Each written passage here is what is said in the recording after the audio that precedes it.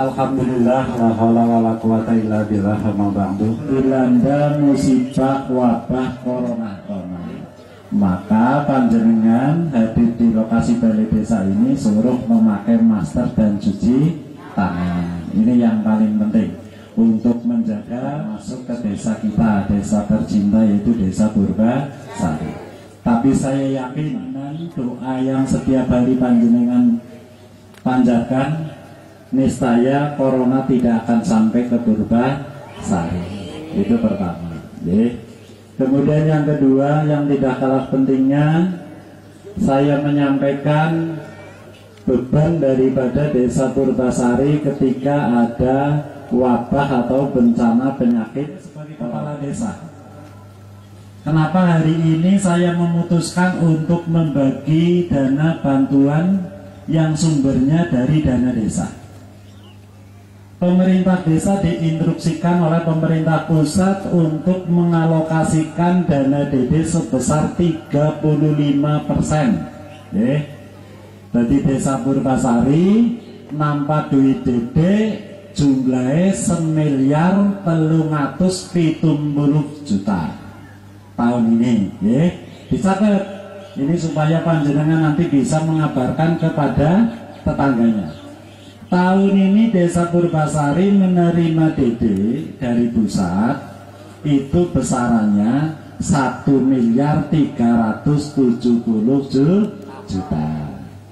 Dari 1.370 juta itu diambil 35%-nya yang untuk dibagi ke masyarakat.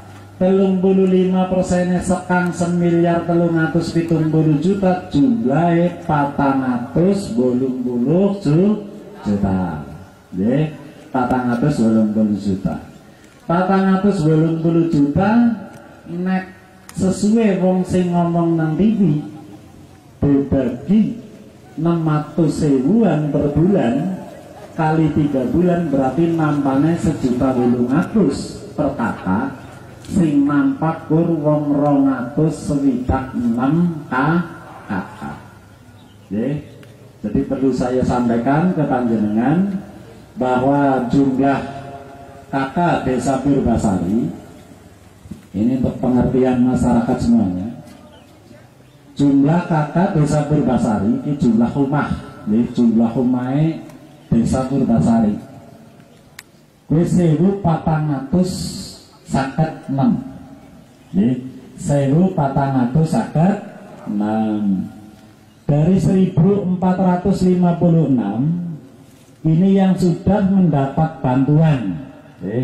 Jadi engkau sing dewe dana desa itu orang yang belum mendapatkan bantuan dari pemerintah. Karena anak sembako, anak PKH, wis anak tetak bengak. Ini yang belum yang dipikirkan oleh desa. Kepriwe carane sing urung nampak bantuan sembako, PKH dan yang lain-lain dipikirkan oleh desa. Jadi kalau saya lihat desa Purbasari yang sudah masuk penerima PKH yaitu jumlahnya 349. Yang menerima sembako setiap bulan jumlahnya 501 kakak. 501 kakak. Kemudian penerima sembako dari Kemensos atau BLT dari Kemensos itu jumlahnya 74 kakak.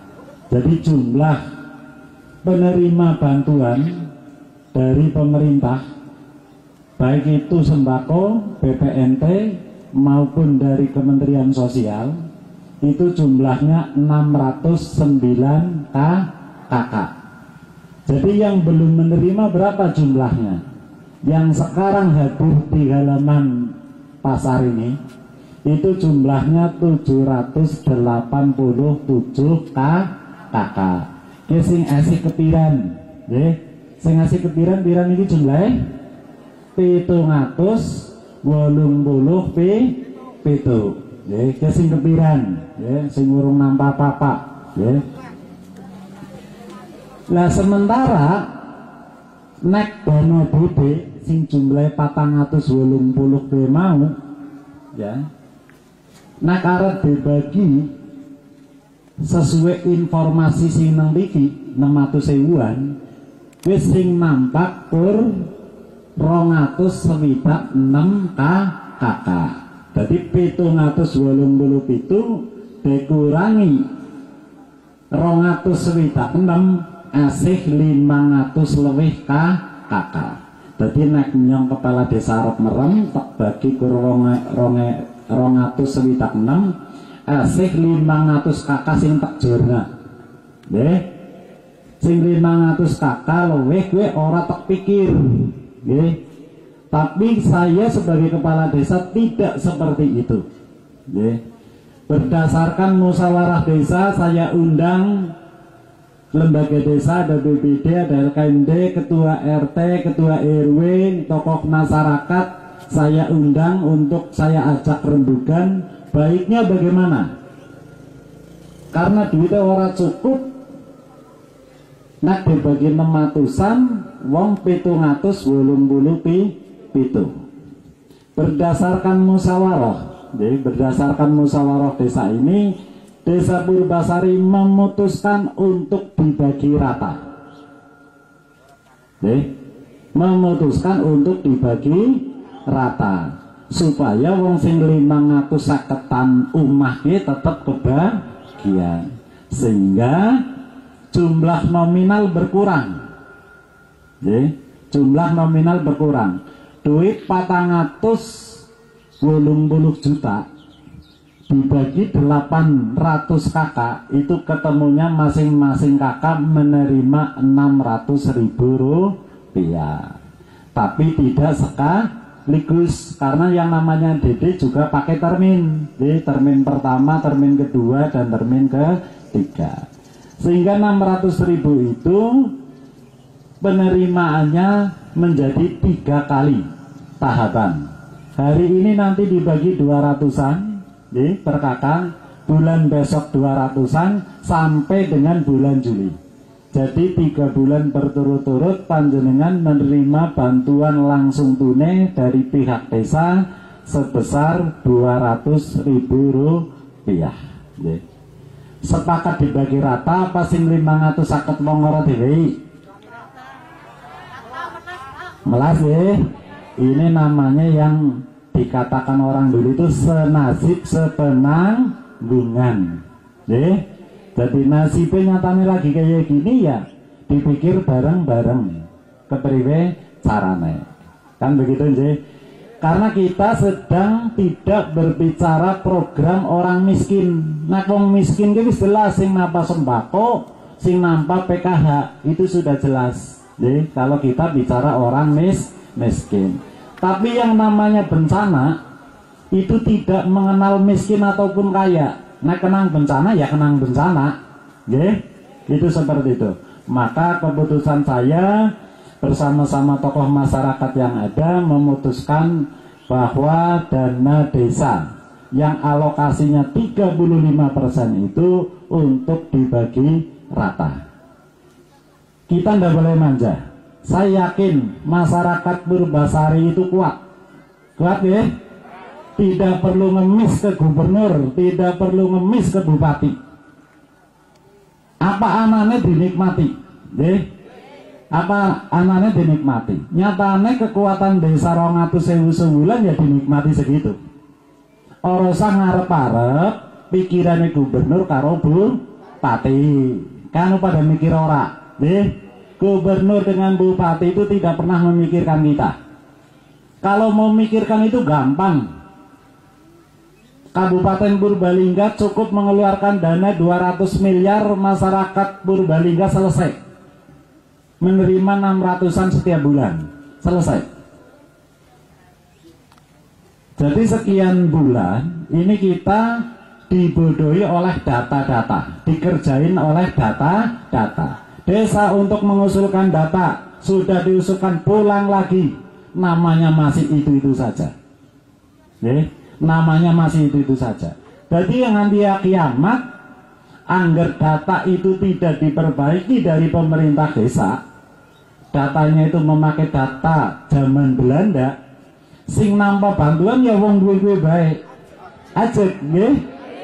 Ini karena apa? Pemerintah kabupaten, provinsi dan pusat males memikirkan orang miskin. Nggih, males.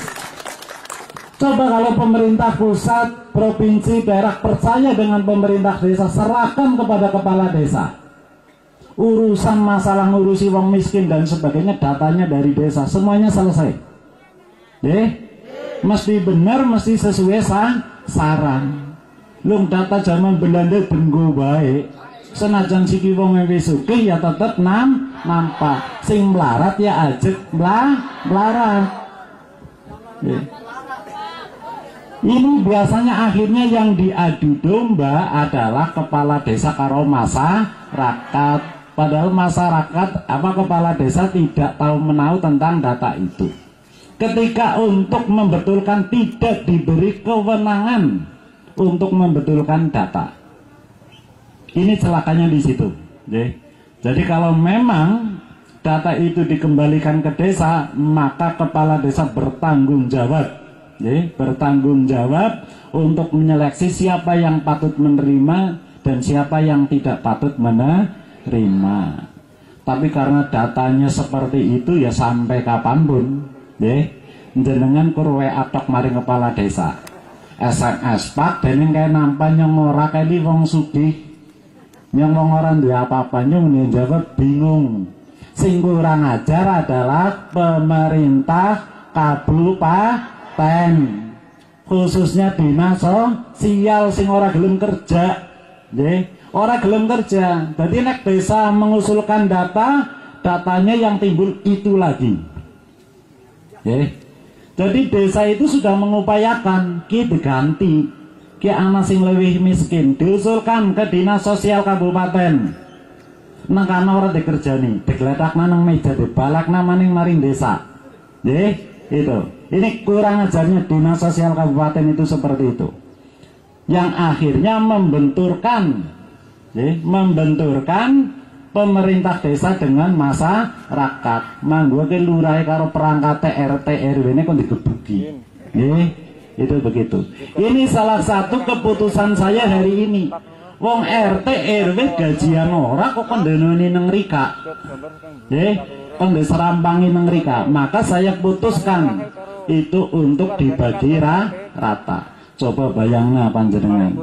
Nek tak bagi sesuai perintah sing ora genah itu, perintah sing ora genah itu 600.000-an, esih 550 kakak sing ora nampak.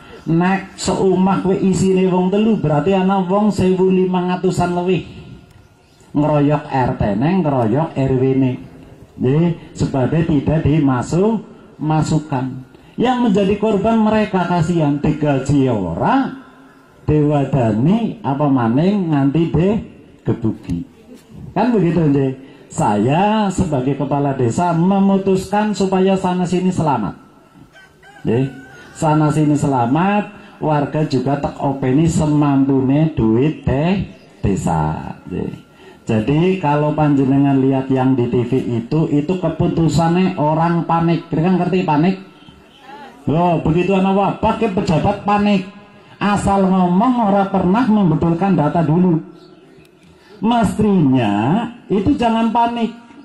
Pertama para kepala desa se-Indonesia untuk mendata kakak yang ada di desa masing-masing. Data dulu masing-masing desa kakaknya berapa, ketemu satu negara itu berapa. Kemudian yang harus ditanggung oleh negara berapa triliun. Nanti baru ngomong.